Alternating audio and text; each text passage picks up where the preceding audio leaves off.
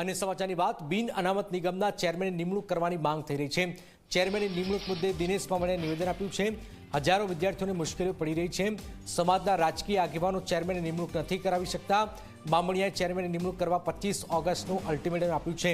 25 August સુધીમાં નિર્ણય નહીં થાય તો નિગમને તાળા મારવાની ચીમકી પણ આપવામાં આવેલી છે।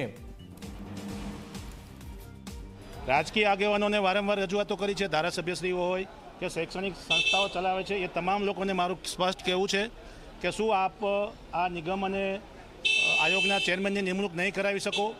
જો અમે કંઈ પણ કરીએ છીએ તો તમે અમને તોફાની અને આંદોલનકારીઓ ગણો છો, ત્યારે સામાજિક નેતાઓ માયકાંગલા સાબિત થઈ રહ્યા હોય એવું મારું સ્પષ્ટ માનવું છે।